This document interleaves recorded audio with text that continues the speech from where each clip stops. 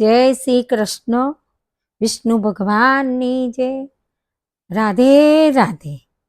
એકાદશી માતની જય.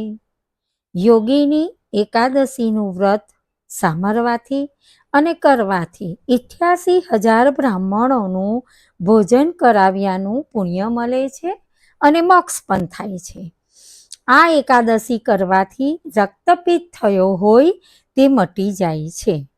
એ દિવસે દહીંમાં સાકર મેળવીને તુલસીપત્ર મૂકીને ધરાવાથી સુખ સમૃદ્ધિની પ્રાપ્તિ થાય છે અને પરિવાર સુખી થાય છે. યોગીની એકાદશીને દિવસે પીળા રંગનો પ્રસાદ ધરાવવો જોઈએ અને 5 સૂકા મેવા અર્પણ કરવા જોઈએ, જેનાથી કુંડલીમાં ગ્રહદોષ દૂર થાય છે.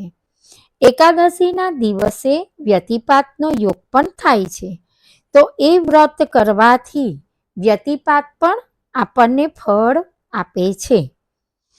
યોગીની એકાદશીને દિવસે કેવડાનું અત્તર વિષ્ણુ ભગવાનને અર્પણ કરવાથી નોકરી ધંધામાં મનુષ્યને ફાયદો થાય છે. યોગીની એકાદશીને દિવસે આપણાથી જેટલું બને એટલું ભગવાનનું નામ લેવું જોઈએ. વિષ્ણુ સહસ્ત્ર છે, કનક સ્તોત્ર છે અને ઘણી બધું વસ્તુ. તમે કશું નહીં પણ ભગવાનને યાદ કરો અને જે આ વ્રત કથાઓ આવે છે એકાદશીની ને કોઈ પણ આપણા હિન્દુ ધર્મની, તે સાંભળવાથી સાંભળનારને અને બોલનારને બંનેને ભગવાન આશીર્વાદ આપે છે.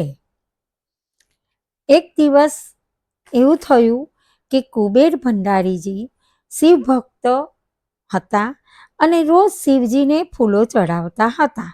એ માનસરોવરમાંથી ફૂલો મંગાવતા. એમનો એક સેવક હેમમાલી લાવતો, પરંતુ હેમમાલીને પોતાનું રૂપનું ખૂબ અભિમાન હતું અને એની પત્નીની પર બહુ આસક્ત હતો. તેથી એની પત્નીને જોઈને એ પાગલ જેવો બની જતો હતો. એક દિવસ એ ફૂલ લઈ આવ્યો, પણ પત્નીને જોઈને એ ફૂલ આપવાનું કુબેરજીને ભૂલી ગયો, જેથી કરીને કુબેરજીએ ખૂબ રાહ જોઈ અને પૂજા કરવામાં મોડું થતાં એમને યક્ષને કીધું કે જાઓ, તમે જાઓ અને મારા ફૂલો કેમ હજુ આવ્યા નથી.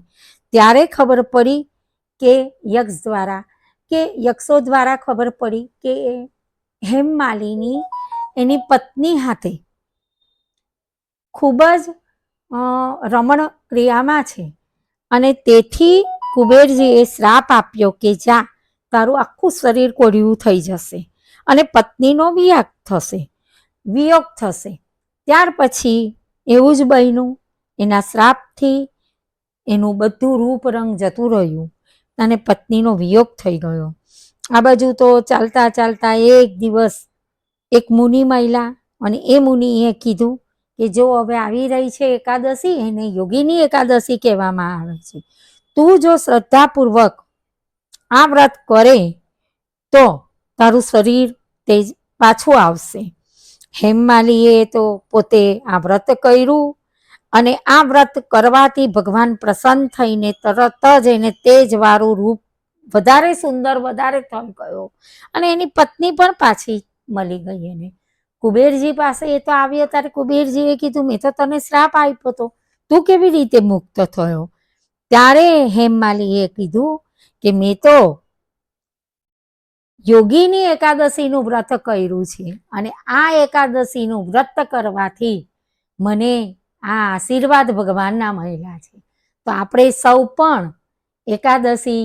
યોગીની એકાદશી કરીને ખૂબ જ ભગવાનના આશીર્વાદ પ્રાપ્ત કરીએ અને કૃષ્ણ ભગવાન કહો, વિષ્ણુ ભગવાન કહો કે રણછોડરાય કહો, એ બધા ભગવાન, શાલિગ્રામ હોય તો શાલિગ્રામની પૂજા કરો અને આ દિવસે તમે ભગવાનની ખૂબ શ્રદ્ધાપૂર્વક જો પૂજા કરશો તો ભગવાન ચોક્કસ આપણા લોકોનું ભલું કરશે, આપણને આશીર્વાદ આપશે. હેમમાલીનું શરીર પાછું લાવ્યા ભગવાન તો આપણે તો પૂજા કરીશું ને સાંભળીશું વ્રતકથા, તો ભગવાન આપણને સરસ આપણું જીવનમાં સુખ શાંતિ, આર્થિક રીતે, શારીરિક રીતે, માનસિક રીતે ભગવાન આપણી મદદ કરશે. રાધે રાધે, જય શ્રી કૃષ્ણ, વિષ્ણુ ભગવાનની જય. અને ભગવાનને આ દિવસે પીળી વસ્તુનું પણ ભેટ કરવાનું અને પીળા વસ્તુને પ્રસાદ ધરાવવો. એ પીળા વસ્ત્રમાં કોઈ પણ મીઠાઈ પણ આપણે મૂકી શકીએ અને એ પીળા વસ્ત્રોથી તે દિવસે ભગવાનને પીળા વસ્ત્રો પહેરાવાથી અને પીળા પાથરણા પાથરી પર ભગવાનને મૂકવા, જેથી કરીને ભગવાન ખૂબ પ્રસન્ન રહે છે. જય શ્રી કૃષ્ણ.